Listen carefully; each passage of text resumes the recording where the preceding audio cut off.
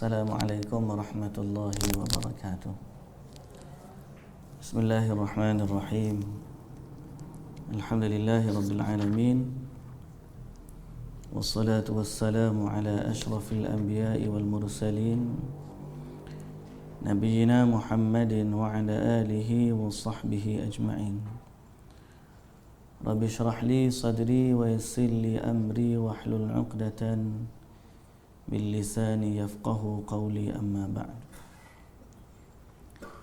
Puji dan syukur bagi Allah Subhanahu wa taala. Selawat serta salam atas Nabi kita Muhammad sallallahu alaihi wasallam, juga atas ahli keluarga baginda, para sahabatnya dan para pengikutnya sehinggalah ke hari kiamat.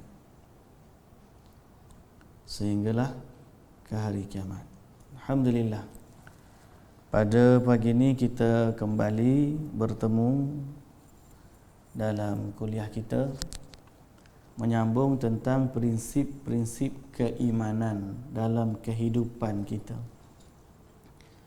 Boleh jadi kita sebut sebagai prinsip keimanan, boleh jadi juga kita panggil sebagai akhlak-akhlak Islam ataupun adab-adab Islam. Sebab benda tu semuanya nak mengembalikan kita kepada Allah Subhanahu wa taala.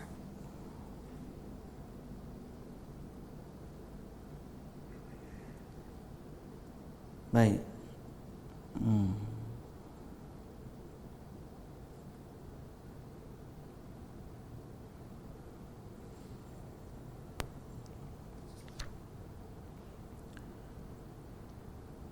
Hari ini kita akan sambung bacaan kita. Kita akan sambung bacaan kita tentang akhlak ataupun prinsip yang bertajuk al-wara'. Al-wara' wal bu'di 'anil haram. Sifat wara' dan menjauhkan diri dari perkara yang haram. Sifat wara' dan menjauhkan diri dari yang haram. Baik, pertama sekali sifat wara' ni mana sifat berhati-hati dalam meninggalkan yang haram. Sifat berhati-hati dalam meninggalkan yang haram, sehingga boleh jadi dia meninggalkan perkara syubhah kerana takut akan perkara yang haram. Dan perkara ini jelas dari Nabi sallallahu alaihi wasallam. Nabi kata, al halalu bayyinun wal haramu bayyinun wa bainahuma umurun mushtabihat la ya'lamuhunna katsirun minan nas faman ittaqa syubuhat istabra'a li dinihi wa 'irdihi wa man waqa'a fi syubuhat waqa'a fil haram. Hadis yang jelas dari Nabi sallallahu alaihi wasallam. Nabi kata, yang halal itu jelas, yang haram itu jelas. Di antara keduanya ada perkara yang samar. Syubhah itu maksud samar, yang tidak diketahui oleh kebanyakan orang. Kebanyakan orang tak tahu, tapi benda tu sebenarnya bukan satu hukum. Dia jadi syubhah sebab orang tak tahu. Hukum ni tak ada melainkan halal ataupun haram. Sama ada halal ataupun haram. Dia tak jadi halam, tengah-tengah, tak jadi. Dia hanya dua hukum, sama ada halal ataupun haram. Yang tengah-tengah ni sebab apa? Sebab dia tak jelas kedudukannya. Lalu Nabi SAW kata apa? فَمَنِ اتَّقَى الشُّبُهَاتِ istabra'a li dinihi wa 'irdihi. siapa yang menjauhi perkara syubhat, maka dia telah menjaga agamanya dan marwahnya. Siapa yang meninggalkan perkara syubhat, dia telah menjaga agamanya dan marwahnya. Dan siapa yang jatuh ke dalam perkara syubhat, dikhawatiri akan terjerumus kepada yang haram. Baik, ila akhir hadis. Hadis itu panjang. Jadi menunjukkan adanya perintah daripada Nabi sallallahu alaihi wasallam untuk kita menjaga diri dari perkara yang haram. Perkara syubhat kerana kita bimbang, takut-takut dia ni haram. Kita tak tahu lagi halal ke haram. Kita hanya syubhat. Tapi ada galakan daripada Nabi yang syubhat pun tinggalkan. Pasal apa? Sebab kita bimbang, kalau kita buat dulu, tiba-tiba dia haram, susah. Kalau tiba-tiba dia okey, alhamdulillah, bolehlah lurut dada. Tapi kalau tiba-tiba dia haram, ketepuk dahilah kita, alamak, haram rupanya, aku dah buat dah, aku dah makan dah. Jadi sebab itu ada galakan untuk kita menjauhkan diri dari perkara yang syubhat, kerana nak menjaga diri dari perkara yang haram. Dan banyak misal seumpama itu untuk kita ni menyelamatkan diri dari yang haram. Baik. Sehingga seorang wanita dari kalangan salaf berkata kepada suaminya ketika dia keluar untuk mencari rezeki. Dia berkata kepada suaminya, wahai suamiku, takutlah kamu kepada Allah dalam urusan keluarga. Janganlah engkau bagi kami makan melainkan dari yang halal. Kerana kami sanggup untuk melahan lapar dan dahaga, tapi kami tak sanggup untuk menahan api neraka. Ini contoh sifat wara'. Dia kata kepada suami dia, wahai suami, bertakwalah kamu kepada Allah dalam urusan keluarga. Janganlah kamu bagi kami makan melainkan dari yang halal. Kerana kami sanggup untuk lapar dan dahaga, dan kami tak sanggup untuk menahan api neraka. Ini perkataan wanita salaf. Dan contoh kita yang paling utama dalam bab ni, ialah Nabi sallallahu alaihi wasallam. Nabi sallallahu alaihi wasallam.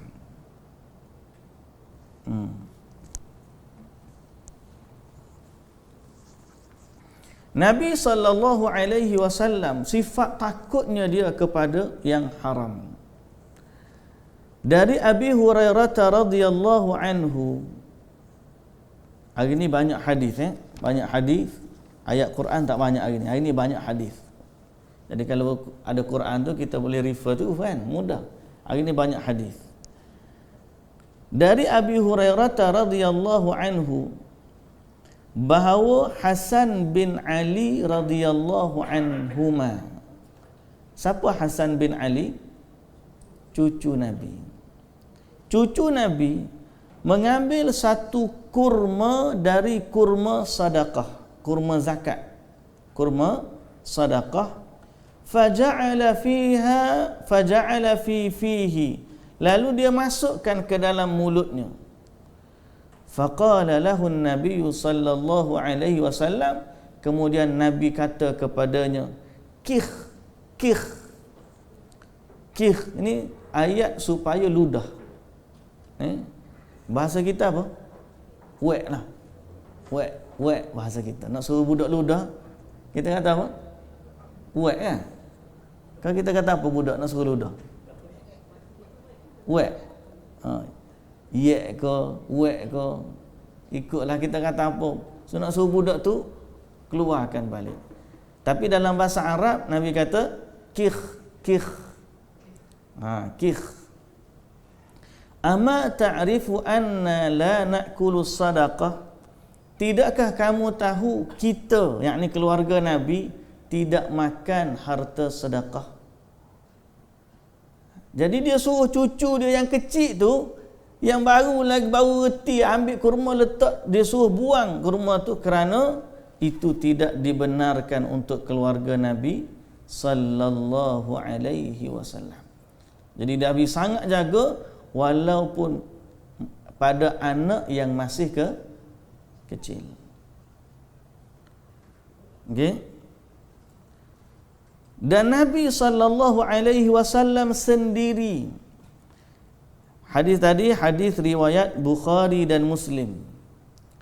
Nabi sendiri dari Abi Hurairah radhiyallahu anhu dan dari Rasulullah sallallahu alaihi wasallam bahawa baginda bersabda, inni la anqalibu ila ahli fa ajidu tamrata saqitatan ala firashi thumma arfa'uha li'akulaha thumma akhsha an takuna sadaqah fa ulqiha.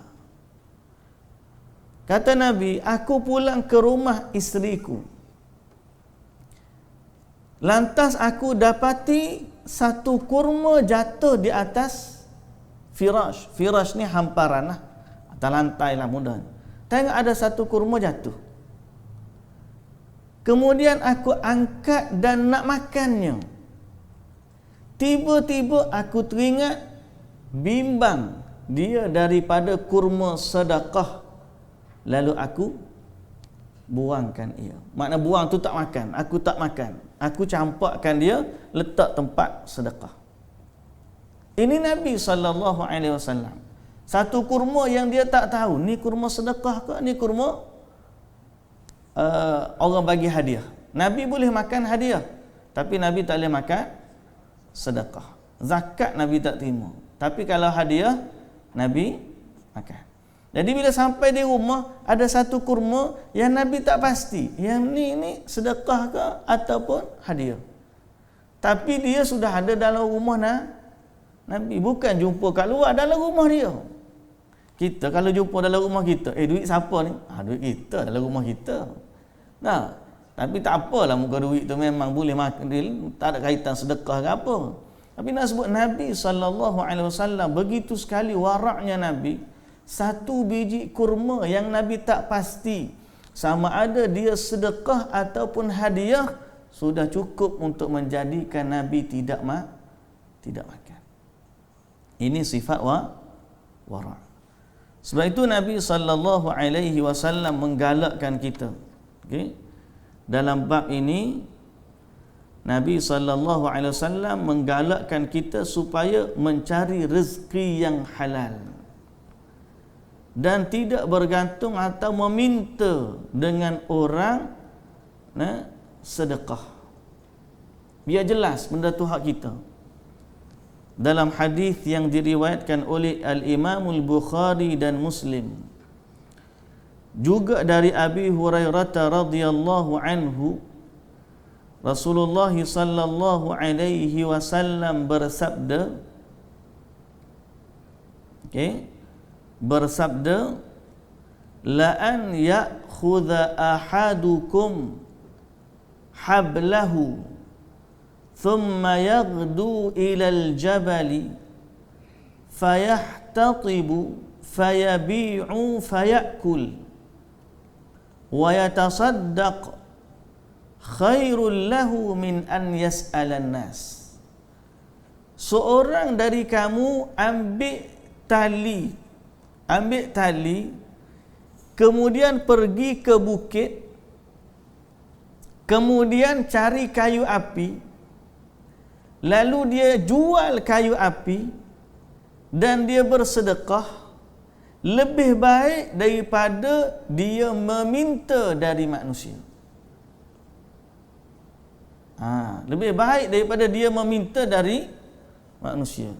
Pagi ni orang hantar gambar kat saya. Seorang peminta sedekah yang sangat hebat marketing dia. Dapat dah gambar tu? Tak dapat lagi. Dia letak satu banner, dia minta sedekah, dia homeless. Dia tulis, which religion care more about homeless? Dia pun letak mangkuk, ni agama Yahudi, ni agama Nasrani, ni agama Islam, ni etis, ni mana. Jadi ada banyak agama depan dia tu. Jadi siapa yang nak bantu agama dia kena sedekah. Jual agama tu bukan jual satu agama, jual semua agama. Dia kata dia homeless, agama mana yang ambil berat tentang homeless. Jadi ada 10 mangkuk depan dia, 10 jenis agama. Kristian ada satu mangkuk, Islam satu mangkuk, ni Buddha satu mangkuk, Hindu satu mangkuk. Jadi siapa nak menangkan agama dia kena sedekah kat kawan ni, bagi. Yang banyak Kristian bagi. Itu cabaran kita umat Islam lah. Boleh jadi dia minta sedekah tu kat Europe ke mana kan, orang Islam tak bagi. Kalau dia minta sedekah kat sini, penuh dah kantung Islam tu. Tapi nak sebut apa? Lebih baik kita buat kerja daripada kita minta dengan orang. Pasal apa? Pasal dia tu lebih suci. Kita tak tahu meminta sedekah ni, walaupun orang tu bagi, boleh jadi sebab kita minta itu tidak syar'i. Orang tu bagi kat kita, tapi sebab kita minta tu harus ke tak harus? Kadang-kadang orang minta kat kita, ambil lah. Dia bagi tu dalam keadaan tak puas hati, tak redha. Kita cari rezeki sendiri, kita cari kayu api, ambil kayu api, ikat kayu api, turun, jual, makan, sedekah dengan tu lebih baik daripada dia minta dengan manusia. Walaupun minta dengan manusia ni kerja mudah, orang tu bagi. Seorang dapat RM150, 10 orang RM1,500 sehari. Sehari kerja dia. Kan ada orang viral, kita duk minta duit kan. Jadi bertakwalah kepada Allah dalam urusan harta. Baik. Ada beberapa hadis. Ini satu yang saya dah sebut, hadis di awal tadi, al-halalu bayyinun wal haramu bayyinun. Yang halal itu jelas, yang haram itu jelas, dan di antaranya dua perkara yang syubhat yang tidak diketahui oleh kebanyakan manusia. Nabi SAW dalam bab ni, Nabi bagi perumpamaan. Nabi bagi galakkan kepada umat dia dalam bab wara'. Nabi kata, fadlul ilmi ahabbu ilayya min fadlil ibadah wa khairu dinikum al-wara'. Hadis muttafaqun alaih. Hadis riwayat Al-Bazzar. Riwayat Al-Bazzar dalam musnadnya. Nabi kata apa? Fadlul ilmi ahabbu ilayya min fadlil ibadah. Kelebihan ilmu lebih aku suka daripada kelebihan ibadah. Nabi lagi suka kita cari ilmu daripada kita rajin buat ibadat. Yang tu orang tak nampak. Banyak orang sangka ibadat ni, kita duduk solat, kita duduk zikir, kita baca Quran. Bagus. Tapi sebenarnya mencari ilmu adalah ibadah yang lebih baik daripada tu. Pasal apa? Pertama, dia ibadat hati. Ilmu ni ibadat juga, kita dapat ibadat hati. Yang kedua, dia menjadi sebab untuk kita lebih menyempurnakan ibadat anggota. Dan dia juga boleh dikongsi dengan orang lain. Banyaklah kelebihan ilmu ni. Kalau kita buat ibadat, kita seorang je buat. Tapi kalau kita belajar ilmu, kita boleh share ilmu kita. Bila kita share ilmu kita, lagi besar pahala kita. Jadi Nabi SAW kata dalam hadis, kelebihan ilmu lebih aku suka dari kelebihan ibadah. Dan Nabi kata dalam hadis yang sama, sebaik-baik agama kamu adalah wara'. Adalah sifat wara'. Hadis riwayat Al-Bazzar. Hadis riwayat Al-Bazzar. Baik. Ada satu cerita. Cerita ni datang dalam hadis riwayat Bukhari dan Muslim. Kisah dari Bani Israel tentang orang yang wara'. Di mana Nabi SAW menceritakan seorang lelaki membeli hartanah. Dia beli tanah. Tiba-tiba si pembeli ni mendapati dalam tanahnya ada satu bekas daripada emas. Gali-gali tanah, jumpa peti besi. Dalam peti besi itu ada emas. Seronok. Kalau kita gitu, seronok tak kita? Oh, seronok. Apa? Tukar kereta baru tu. Jumpa emas dalam tanah dia, beli jumpa emas dalam tanah. Faqala alladhi ishtara 'iqar. Dia pergi jumpa balik tuan dulu. Dia kata apa? Khudh dhahabaka minni. Ambil emasmu. Sesungguhnya aku hanya beli tanah, aku tak beli emas ni. Cerita dalam hadis ni. Jawab lelaki tadi, hak tuan tanah pula kata apa? Dia kata apa? Sesungguhnya aku dah jual tanah tu dan segala isinya kepada kamu. Tuan tanah pula tak nak ambil. Yang pembeli tak nak bagi kat tuan tanah tak nak ambil. Ada ke lagu tu zaman ni? Kalau ada zaman ni jumpa, kita diam-diam sajalah. Gali balik gali dalam tanah lain pula, simpan, buat tempat selamat sikit, macam cerita Piramli tu. Ambil sikit dia jual. Secupak orang tu kata, "Mari mana duit emas ni?" Siapa dia bagi pinjam cupak letak gam, semua nak tahu duit emas ni mari mana. Kan? Jadi dua-dua ni sampai kepada hakim mengadu. "Wahai hakim, tak ada orang nak ambil emas ni.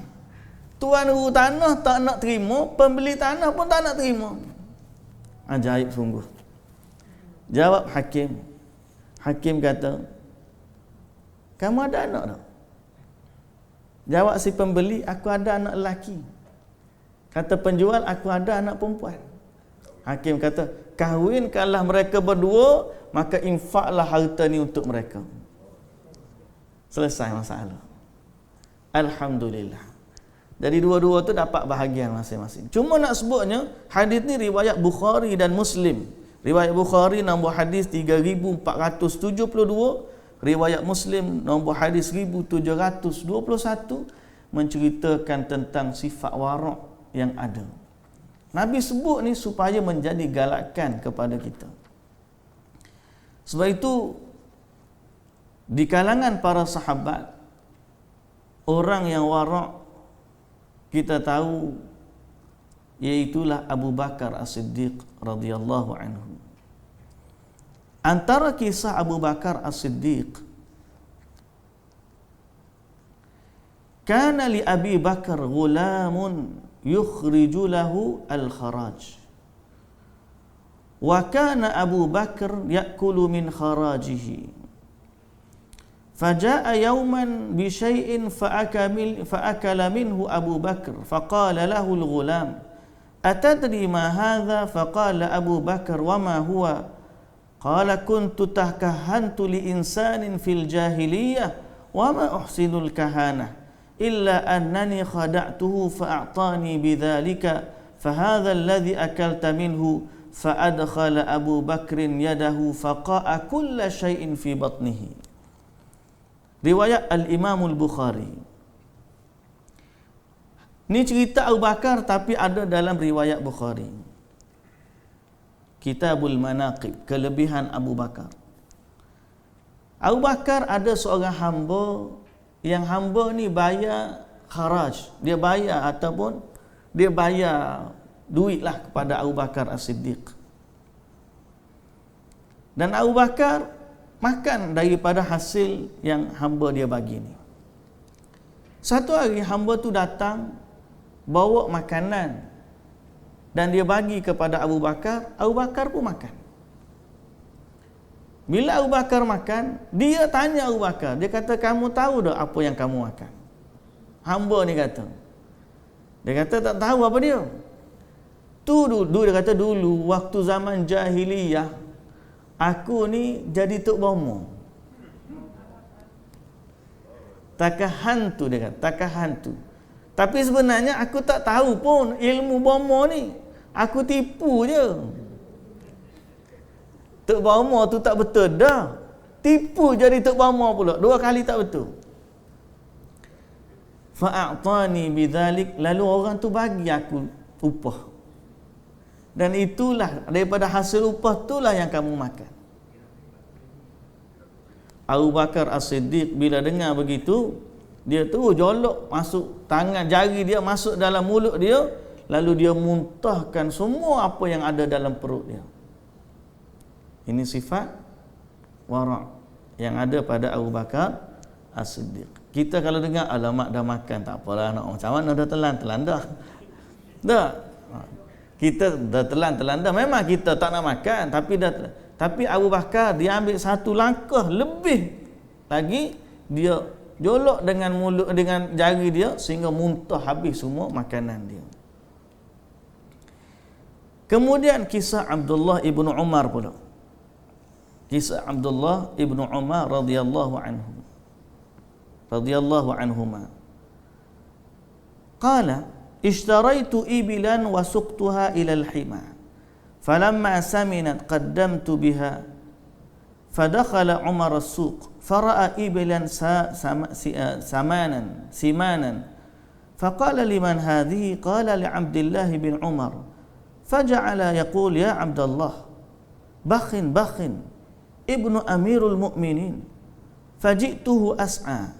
فقلت ما لك يا أمير المؤمنين؟ فقال ما هذه الإبل؟ قال إبل أنضاء هزيلة اشتريتها فبعثت بها إلى الحمى أبتغي ما يبتغي المسلمون. فقال عمر ارعوا إبل ابن أمير المؤمنين اسقوا إبل ابن أمير المؤمنين يا عبد الله بن عمر خذ رأس مالك waj'alir ribh fi baiti malil muslimin.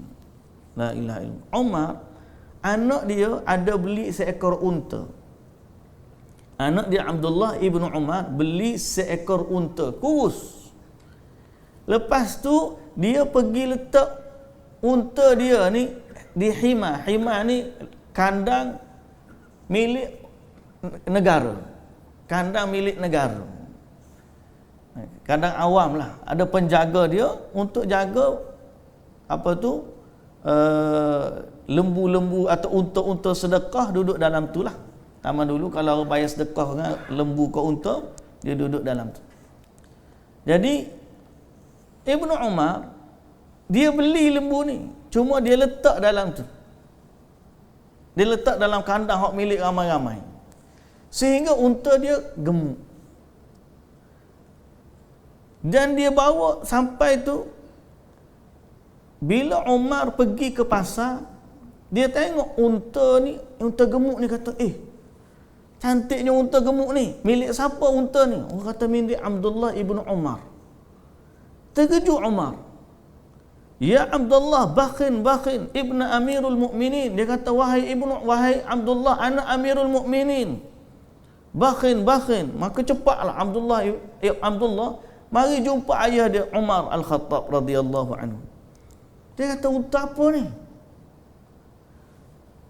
Lalu dia kata ni unta kurus, aku beli dulu. Kemudian aku hantar ke tempat orang gembala sehingga dia gemuk. abtaghi ma yabtaghil muslimun. Sebagaimana orang lain pun buat gitu juga. Aku nak cari untung lah, nak beli tu, nak jual. Faqala Umar. Habis tu orang kata, jagalah unta ni unta anak khalifah. Bagi minum kepada unta ni, ini unta anak khalifah. Wahai Abdullah ibnu Umar, ambillah balik harga unta yang kamu beli dulu, hak kurus tu. Kemudian bagilah untung tu kepada Baitul Mal. Siapa setara tu? Tak jumpa dah zaman kita ni. Dia pera unta kalau kita kat milik kita dekat ladang milik kerajaan. Tapi unta dia ladang milik kerajaan. Unta tu makan rumput sampai gemuk. Bila unta tu gemuk, dia nak jual. Umar kata apa? Macam mana unta ni? Dulu unta aku beli, aku letak dekat kandang milik kerajaan. Umar kata, mu ambil balik harga unta yang kamu beli waktu dia kurus, hak unta mu letak dekat Baitul Mal milik kerajaan. Dahsyat. Hebat. Tak jumpa zaman kita. Kita ni kalau hak kerajaan, hak tu kita kata barang free tu. Ini hak kerajaan, hak free. Hak kerajaan, hak free. Hak kita dah, hak orang, hak kita juga. Hak kerajaan apatah lagi. Sebab kita takkan sangka ada tuan yang nak tuntut dia. Padahal dia milik orang ramai. Baik. Itu kisah Umar Al-Khattab radhiyallahu anhu. Dan banyaklah cerita seorang wanita yang jadi menantu Umar yang takut bila mak dia suruh campur susu dengan air, kan kita pernah dengar. Ini semua cerita-cerita.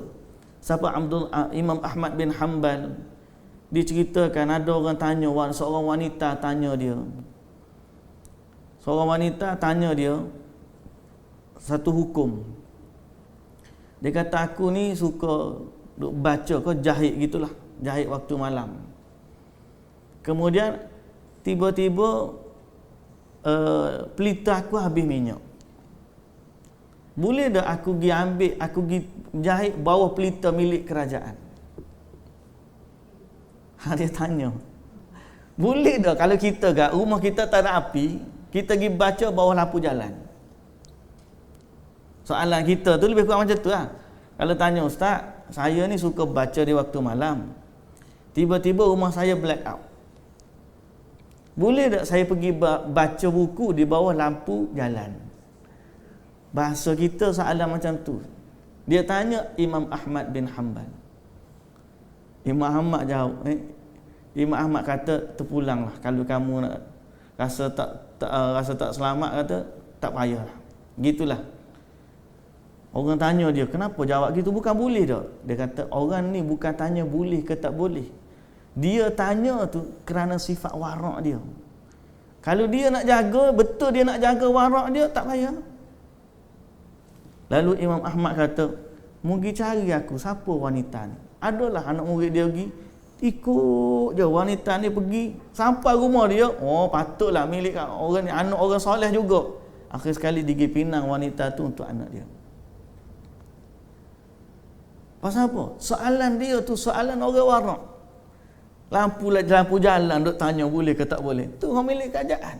Kalau kita bukan setakat tu, ambil tiang tu letaklah rumah kita. Minta dengan TMB. TMB nak rumah kita, dia kata aku okey mudahlah, tak payah pasang lampu kat luar. Pasal apa? Aku dah apply tiang lampu jalan tu ada depan rumah aku. Tidak kata gitu kita kalau kita. Kalau kita selamat tak kena bayar bil api. Pasal apa? Lampu jalan depan rumah, aku kira lampu tu kira lampu rumah aku. Orang dulu tidak lagu tu. Masya Allah. Masya Allah. Baik. Kita baca pun boleh kurang dekat kita ni. Ya Allah, moga Allah ampunkan dosa dan kesalahan kita. Allahumma kfina bihalalika an haramik wa aghnina bifadlika amman siwak. Kena banyak doa tu. Doa tu doa nak selesaikan hutang, tapi ya Allah, cukupkanlah kami dengan yang halal. Biarlah kami cukup dengan halal.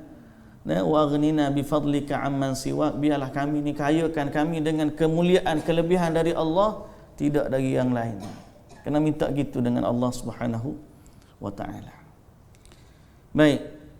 Cuma Nabi SAW pesan kepada kita dalam hadis yang diriwayatkan oleh Al-Imam An-Nasa'i, darjatnya sahih.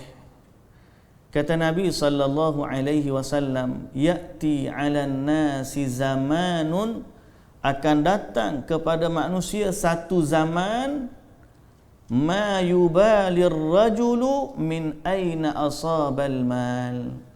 Akan datang satu zaman manusia tidak kisah daripada mana harta dia datang.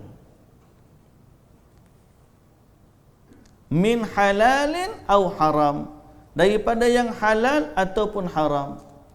Nabi kata akan datang satu zaman manusia tak kisah daripada mana datang hartanya. Yang penting ada duit. Halal ke haram tak kisah. Di akhir zaman sifatnya macam tu. Jadi kita ni menghampiri akhir zaman. Cerita Abu Bakar kita sebut tadi, cerita salaf. Cerita yang jumpa peti dalam tanah, cerita zaman dulu. Cerita zaman sekarang ni makin lama sifat tu makin hilang. Siapa yang boleh pegang sifat ni? Orang ni lah yang benar-benar berpegang dengan agamanya. Sebab Nabi kata akan datang satu zaman manusia tak kisah daripada mana dia dapat harta, halal ataupun haram. Orang yang ambil kisah ni kadang-kadang 10 sen pun dia kisah. Masuk ke panggil ASB ada. Dulu KWSP tak patuh syariah. Lah ni alhamdulillah ada dah KWSP yang patuh syariah. Tu pun ada yang tak kisah, ikutlah biar duduk dalam tu je. Sama je. Dia kata. Masuk orang patuh syariah pun dapat juga, tak masuk pun dapat juga, sama je. Dia tak kisah. Ada orang kata ni boleh jual beli ni halal, jual beli ni haram. Ikutlah, yang penting dapat je. Ada fatwa kata forex tak boleh, dia kata bantai lah, bukan susah pun. Ada kata boleh. Dia nak cari yang boleh je. Walaupun ada fatwa kata tak boleh, dia nak cari yang boleh. Itu zaman kita ni. Zaman kita ni. Tak kisah dah.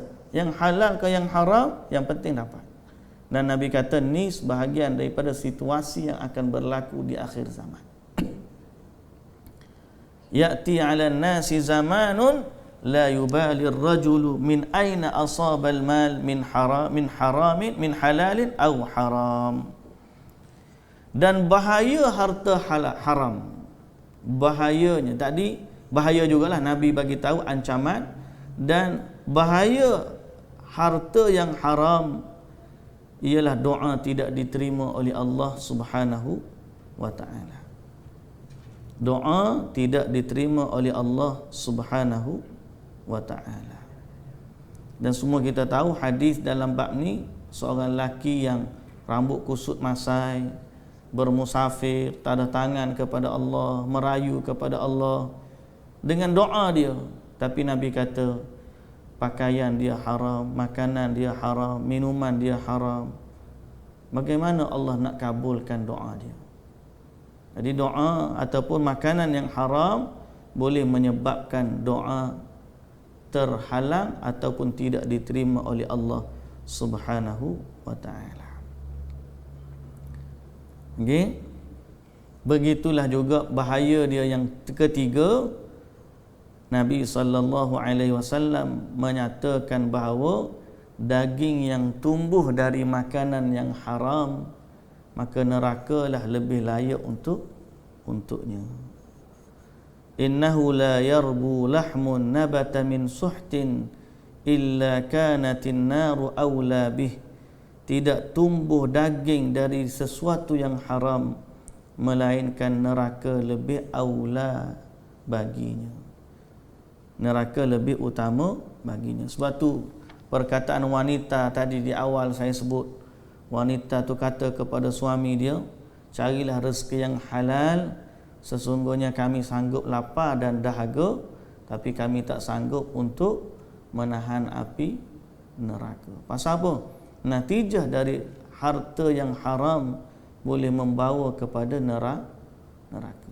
Makanan kita tu tumbuh daripada tu, wal'iyadzubillah. Baik, kita pergi kepada bab ataupun subtopik dalam bab warak ni. Kita takut kepada yang haram dan kita nak kepada yang halal. Apakah sebab-sebab rezeki yang halal? Punca rezeki yang halal. Nak cari rezeki yang halal, apa sebab dan punca dia? Kita nak tahu tak? Pertama sekali ialah iman dan takwa. Orang yang ada iman, orang yang ada takwa akan dimudahkan baginya mendapat rezeki yang halal. Boleh jadi dia jaga salat, dia jaga puasa, dia buat baik kepada ibu bapa, lalu Allah bagi kepada dia rezeki yang halal. Mana dalil? Yang ni ada ayat Quran surah Al-A'raf ayat 96. Surah Al-A'raf surah nombor berapa? Surah nombor 7 ayat 96. Kata Allah Subhanahu wa taala, "Walau anna ahlal qura amanu wattaqau." Kalaulah penduduk negeri itu beriman dan bertakwa, la fatahna 'alaihim barakatim minas samai wal ard. Kami akan buka baginya pintu keberkatan dari langit dan bumi. Walakin kadzabu fa akhadnahum bima kanu yaksibun. Kan tetapi mereka mendustakan, lalu kami hukum mereka dengan sebab apa yang mereka kerjakan. Jadi iman dan takwa adalah menyebabkan atau sebab terbukanya pintu keberkatan dari langit dan bumi.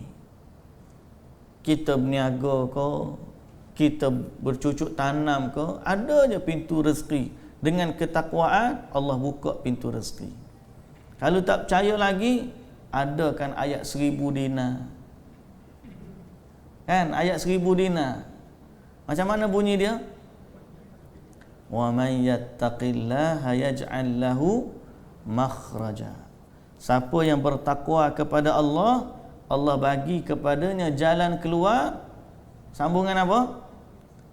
Wa yarzuqhu min haitsu la yahtasib. Allah bagi rezeki kepada dia dari sudut yang dia tak sangka-sangka. Cuma ayat tu dalam Quran tak panggil ayat 1000 dinar. Kita panggil nama, mari ikut mana tahu ayat 1000 dinar. Orang berniaga. Jadi dia ambil ayat tu gantung dekat kedai supaya dapat 1000 dinar. Tapi bawah ayat tu jual rokok. Macam mana nak relate jual rokok dengan ayat 1000 dinar? Tak masuk, tak matching. Ayat tu bagi tahu untuk dapat rezeki yang tidak disangka-sangka, kena bertakwa kepada Allah. Dia gantung dekat kedai dia, bawah frame tu ada rak jual rokok. Tak matching. Ajaib. Jadi sebenarnya ayat tu bukan ayat 1000 dinar. Dia ayat dari surah At-Talaq. Ayat yang kedua dan ketiga. Ayat yang kedua dan ketiga.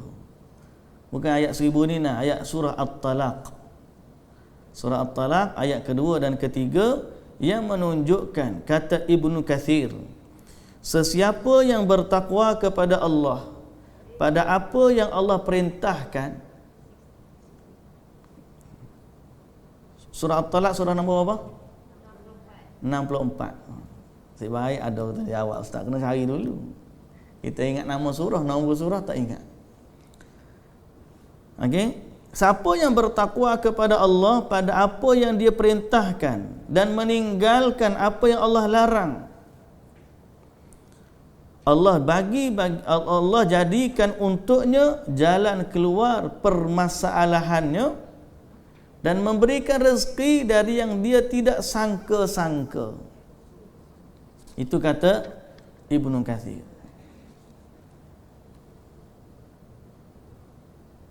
Sehingga Abdullah ibnu Mas'ud kata, sesungguhnya ayat yang paling memberikan harapan dalam Quran, ayat yang paling memberikan melapangkan permasalahan dalam Quran adalah ayat ni. Ayat yang paling kita ada masalah, baca ayat ni. Bukan baca tu tujuan dia nak ambil keberkatan saja, tak. Tapi ayat tu menunjukkan kalau kita bertakwa kepada Allah, Allah akan bagi jalan keluar pada masalah kita, apa pun masalah. Sekarang ni kan musim orang banyak kena buang kerja.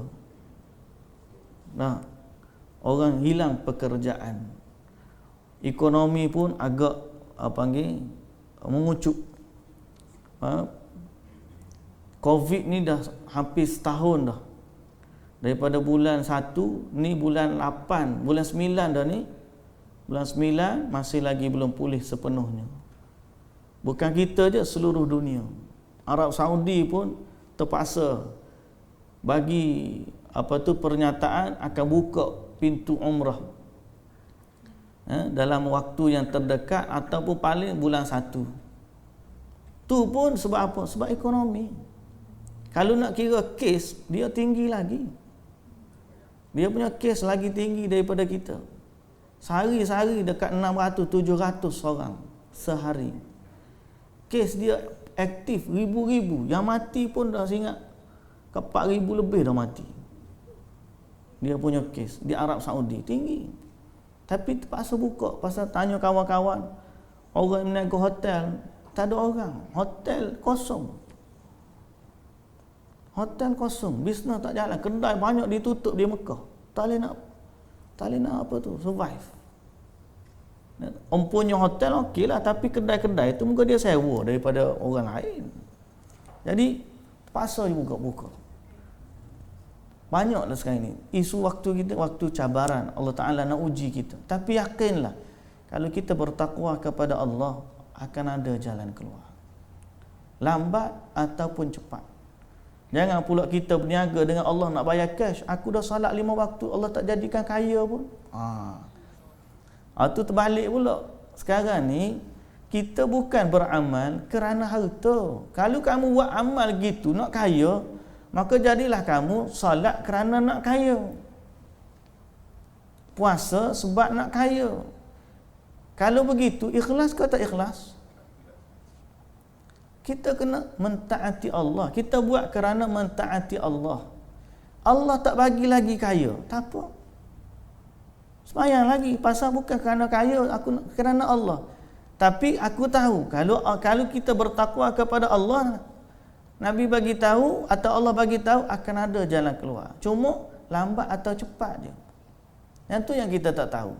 Jangan cepat putus asa. Dia kata aku dah solat dah, Allah tak bagi pun kaya. Dah bangun sembahyang tahajud dia, tak bagi. Orang bukan setahun, 10 tahun orang buat ibadat, belum tentu lagi kaya. Pasal apa? Kekayaan di sisi Allah tak sama dengan neraca kita. Boleh jadi sebab Allah tak bagi kamu 10 tahun tu lah, kamu dah solat malam tak berhenti, kamu dah berdoa setiap kali waktu, mustajabnya doa, kamu dah infak macam-macam.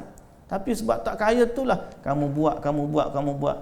Sampai hari akhirat, rupa-rupanya hasil daripada ibadat kita tu lagi banyak daripada orang yang mana dia berdoa 1 kali atau 2 kali, terus Allah bagi apa yang dia nak.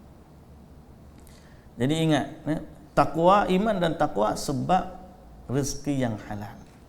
1. Yang kedua, mendirikan syariat Allah. laksanakan syariat Allah. Okey? Bila kita laksanakan syariat Allah, Allah akan buka bagi kita. Okey? Dalam surah Al-Maidah, surah yang ke-6. Maidah surah apa? 5. Surah yang ke-5, ayat 66. Kata Allah Subhanahu wa taala, "Walau annahum aqamut Taurata wal Injil wama unzila ilaihim min rabbihim la'akalu min fawqihim wa min tahti arjulihim minhum ummatun muqtasidatun wa kathirun minhum sa'a ma ya'malun." Kalaulah mereka tu menegakkan, mendirikan, melaksanakan ajaran Taurat dan Injil dan apa yang diturunkan kepada mereka dari Tuhan mereka, nescaya mereka akan makan dari atas dan bawah, dari mana segenap sudut. Allah bakal bagi rezeki kalau kita laksanakan syariat Allah. Keberkatan tu akan datang. India dulu negara yang paling kaya. Tapi zaman bila dia kaya? Zaman kerajaan Islam. Nah, berapa ratus tahun dia kaya. Taj Mahal tu walaupun kubur, bukan masjid, tapi menggambarkan kekayaan dia yang melampau-lampau. Zaman tu zaman kaya dia. Taj Mahal siapa bina? Islam. Raja yang Islam. Tapi orang India hari ni dia nak hapuskan macam mana? Dia nak hapuskan Islam daripada negara dia. Tapi sejarah negara dia dibina oleh kerajaan Islam. Tak boleh, pasal apa? Bila dia beriman, bertakwa, mendirikan syariat, Allah akan buka bagi dia. Okey? Itu satu contoh. Dan banyak lagi lah orang lain. Cuma jangan jadikan neraca tu mesti kalau kita buat gini pasti akan kaya. Tak. Allah ada ruang lain nak bagi rezeki. Boleh jadi rezeki anak, boleh jadi rezeki sihat, boleh jadi rezeki kebahagiaan, keamanan, macam-macam. Baik, sebab yang ketiga. Sebab yang ketiga ialah ibadah. Sebab yang ketiga ialah beribadah kepada Allah. Okay? Bila kita banyak beribadah kepada Allah, Allah akan tutup pintu kefakiran. Okay? Pintu kefakiran. Sebagaimana dalam hadis riwayat At-Tirmidzi, Allah berfirman dalam hadis qudsi, "Wahai anak Adam, tafarrag li'ibadati amla sadraka ghina wa asudda faqrak." Wahai hambaku, wahai anak Adam, kamu fokuslah ibadat. Bahasa kita, fokuslah ibadat. Nescaya aku penuhkan dadamu dengan kekayaan dan aku tutup kefakiranmu. Sekiranya kamu tidak buat macam tu, nescaya aku penuhkan tanganmu dengan kesibukan dan aku tak tutup kefakiranmu. Hadis riwayat At-Tirmidzi, nombor hadis 2466. Begitu juga riwayat Ibnu Majah, nombor hadis 4107. Jadi dalam hadis ni Allah Ta'ala kata, kalau orang tu fokus ibadah, Allah akan bagi kepada dia kekayaan di dalam hati dan Allah tutup kefakiran. Fokus ni bukan maknanya tak buat kerja. Okey, nanti dia kata aku buat ibadat je, tak kerja langsung, nanti Allah jadi kaya sebab hadis ni. Tak. Maknanya kita banyak sibuk dengan ibadah. Cari rezeki tu perintah Allah juga. Cuma jangan sampai cari rezeki itu lebih utama daripada ibadat. Ibadat tu fokus kita. Cari rezeki. Kalau kita buat begitu, Allah akan penuhkan dada kita dengan kekayaan dan Allah tutup kefakiran kita. Baik, yang ketiga apa dia? Beribadah kepada Allah Subhanahu wa ta'ala. Yang keempat, istiqamah. Sebagaimana surah Al-Jin, surah Jin, surah apa?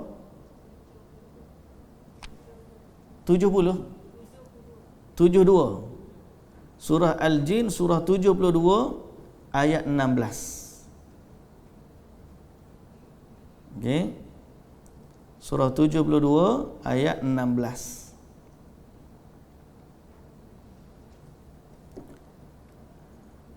Kemudian kita cepatkan sikit. Banyak sebab nak sebut ni. Yang kelima, tawakal. Bertawakal. Sebagaimana dalam surah At-Talaq ayat 3. Ayat 3. Surah At-Talaq ayat 3. Kita sebut dah tadi kan? Ayat 1000 dinar jugalah ni.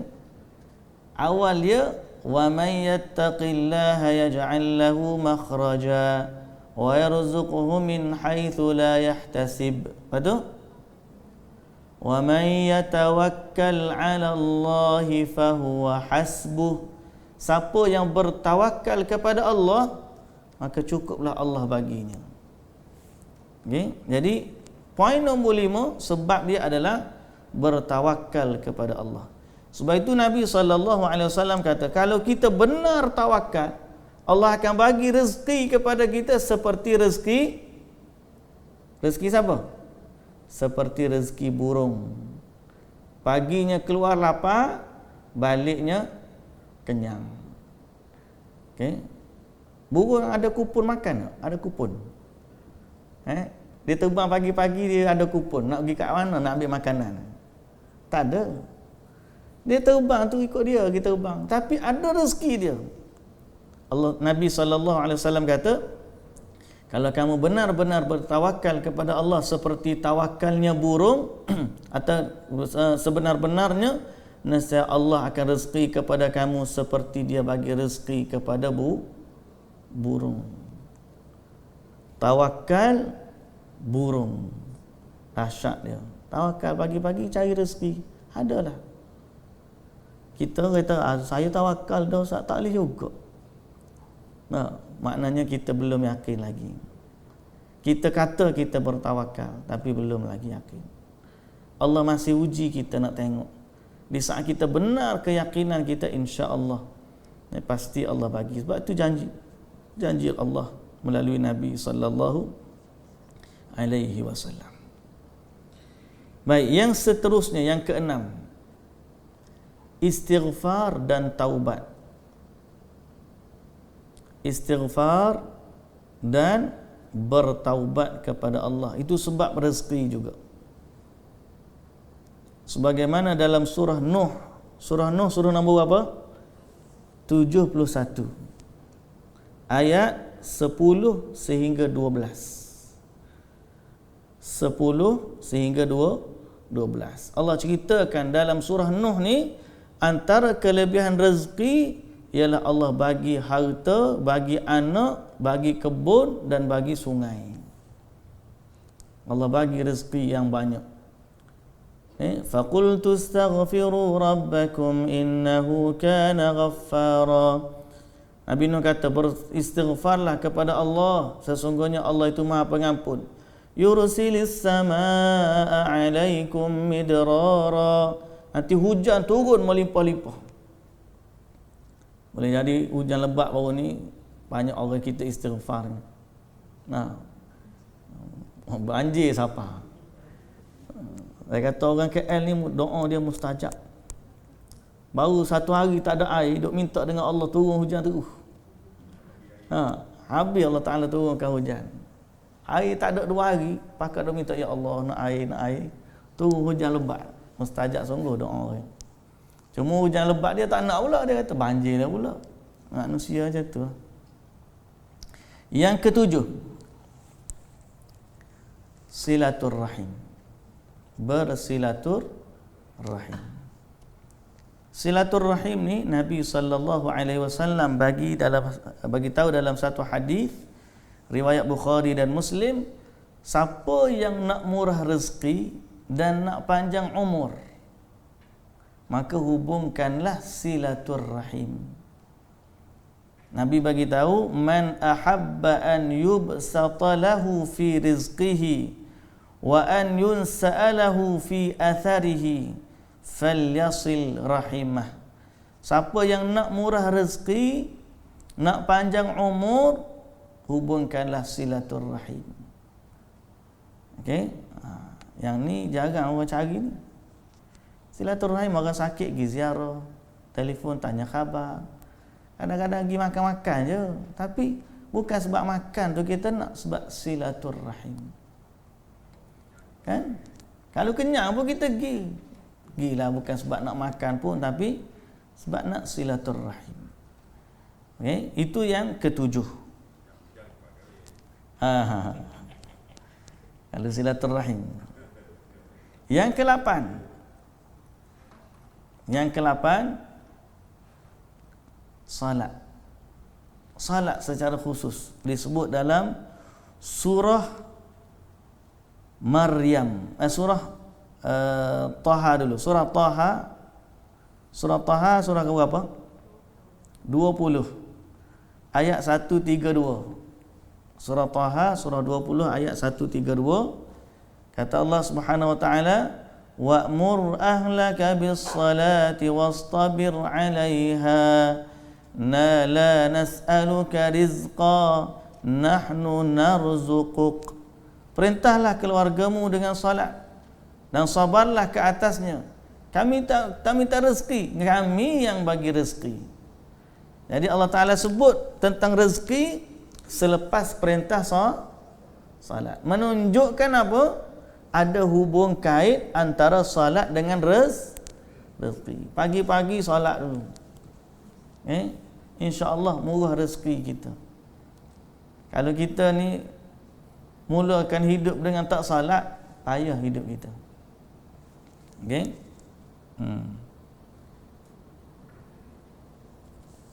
Yang seterusnya, ke-9, syukur. Allah Ta'ala sebut dalam surah Ibrahim. Surah Ibrahim surah apa? Berapa?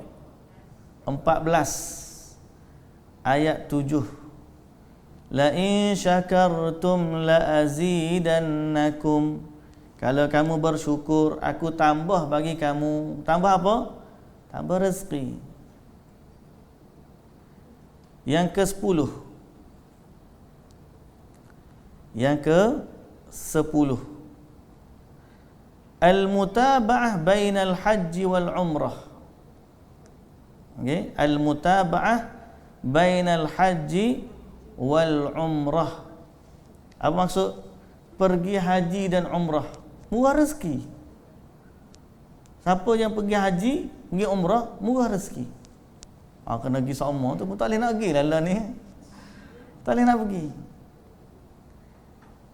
Nabi SAW kata dalam hadis riwayat At-Tirmidzi, iringilah antara haji dan umrah. Sesungguhnya haji dan umrah menghapuskan kefakiran dan dosa.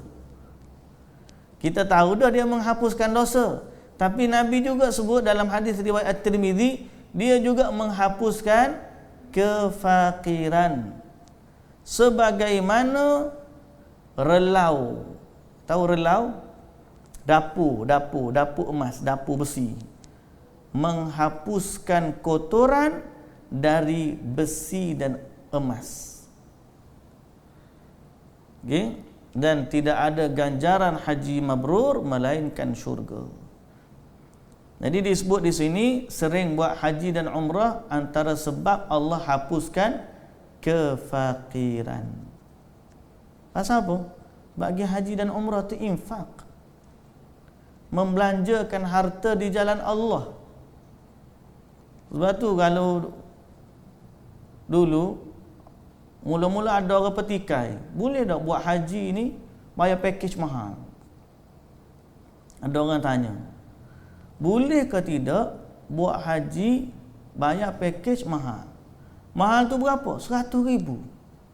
Orang lain pergi 10,000, dia pergi 100,000. Soalan dia, bolehkah pergi dengan bayar package mahal? Jawapan dia boleh. Tak ada masalah. Pasal apa? Sebab harta yang dibelanjakan untuk haji dan umrah, dia kira infak. Sebab kita pergi haji bukan melancong, kita pergi haji kerana mentaati Allah. Maha murah itu kemampuan masing-masing, tapi yang kita belanjakan untuk haji dikira infak. Cuma jangan sampai membazirlah. Kita begitu untuk nak duduk dekat dengan Masjidil Haram. Pasal apa? Kalau kita duduk jauh 1 kilometer, kita solat nanti di hotel. Kalau kita duduk dekat, kita solat di masjid. Tapi nak duduk dekat kena bayar package 80,000. Wajar ke tak wajar? Wajar. Sebab tu syar'i ke tak syar'i? Syar'i. Sebab kita nak semayang Masjidil Haram. Orang tak kata membazir, payah ke 100,000. Padahal 10,000 boleh pergi Mekah. Betul, tapi kita sakit lutut. Kita pergi nak duduk dekat. Kena pula bawa mak ayah. Orang kena wheelchair. Nak kena tolong. Ayah package mahal, duduk dekat. Turun hotel, terus masuk masjid. Tolong wheelchair. Wajar ke tak wajar? Wajar. Dapat pahala tak? 100,000 tu infak fi sabilillah.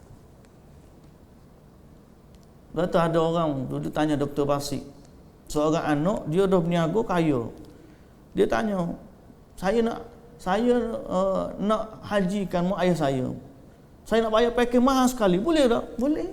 Tak ada masalah. Pasal apa? Sebab dia ke infak fi sabilillah. Apatah lagi kita nak muawak mak ayah kita, boleh. Hari ni tak jual package ni. Rakyat boleh. Hari ni tak jual package. Bukan jual ni, nak kata bolehnya kita guna. Sebab Nabi SAW kata, haji dan umrah menghapuskan kefakiran dan menghapuskan dosa.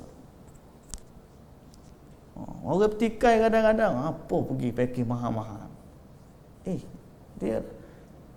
Dia bukan bayar haji dia mahal. Kalau dia pergi UK pun dia bayar mahal juga. Kan? Jadi, infaklah fi sabilillah. Tak ada masalah. Yang ke-11, hijrah, berhijrah.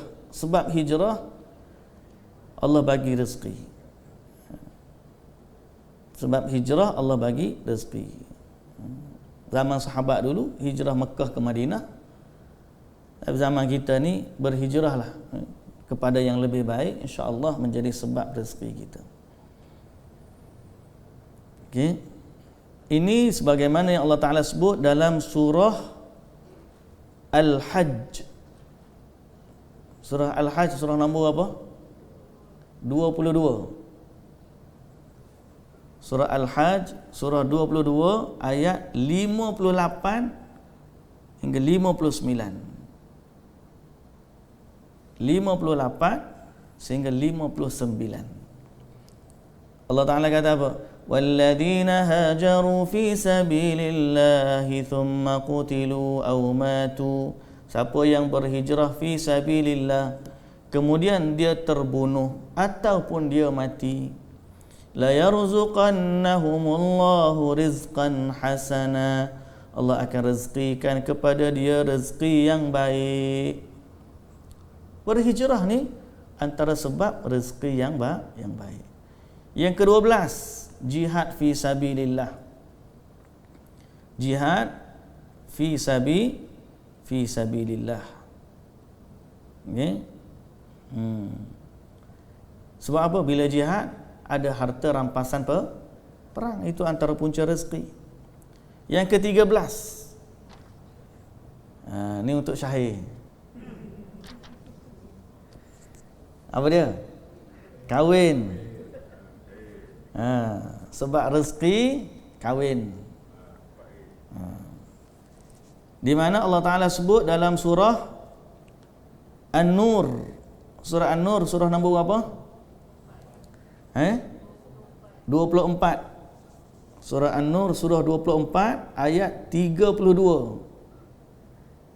Bila Allah perintahkan kahwin, Allah Ta'ala kata wa ankihul ayama minkum was-salihina min ibadikum wa imaikum iyakunu fuqara yughnihimullahu min fadlih. Kalau dia fakir, Allah kayakan dia.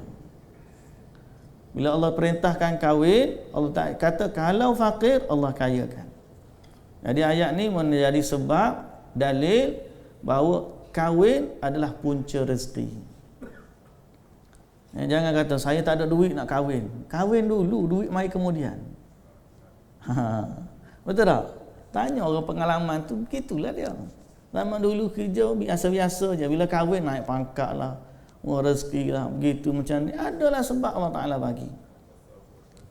Kan? Kahwin. Yang ke-14, doa. Banyakkan doa. Okay? Berdoalah kepada Allah untuk Allah bagi kepada kita rezeki yang halal. Antara doa yang kita baca ialah doa pagi-pagi. Allahumma inni as'aluka ilman nafi'an. Habis tu wa rizqan tayyiban wa amalan mutaqabbala. Ya Allah, rezekikanlah kami apa dia? Ilmu yang bermanfaat, rezeki yang baik dan amalan yang diterima. Amalan yang diterima. Yang ke-15, sedekah. Okey, bersedekah. Sedekah mendatangkan pahala. Allah akan ganti pahala, ganti sedekah tu dengan yang lebih baik. Okey. Ini dalam hadis sebagaimana yang kita tahu semua, malaikat mendoakan kepada Allah, ya Allah, gantilah harta infak dengan, ataupun dia orang yang infak ganti, dan berilah orang yang bakhil kebinasaan.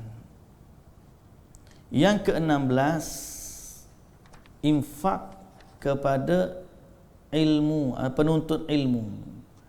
Infak juga tapi disebut menjaga penuntut ilmu. Okay, menjaga penuntut ilmu. Yang ke-17, bantu orang susah. Ihsan ila du'afa, berbuat baik kepada orang yang lemah. Berbuat baik kepada orang yang lemah. Kata Nabi sallallahu alaihi wasallam dalam hadis yang sahih riwayat Al-Imam Al-Bukhari dan Muslim, Imam Bukhari, tidaklah kita menang dan diberi rezeki melainkan dengan sebab orang-orang yang lemah. Kita ni murah rezeki sebab ada orang lemah kat kita. Nabi kata, tidaklah kita diberi rezeki dan diberi kemenangan melainkan disebabkan orang-orang yang lemah. Okay. Yang ke-18, agak-agak apa dia yang 18? Usaha. Last sekali, usaha. Tiba-tiba kita buat semua 17 tadi, kita pun duduk saja, duduk baring. Dapat ke tak? Yang ke-18, usaha. Okey. Sebab tu Allah Subhanahu wa taala kata famshu fi manakibiha wa kulu mir rizqihi wa ilaihin nusyur. Surah Al-Mulk ayat 15. Surah Al-Mulk, surah nombor apa?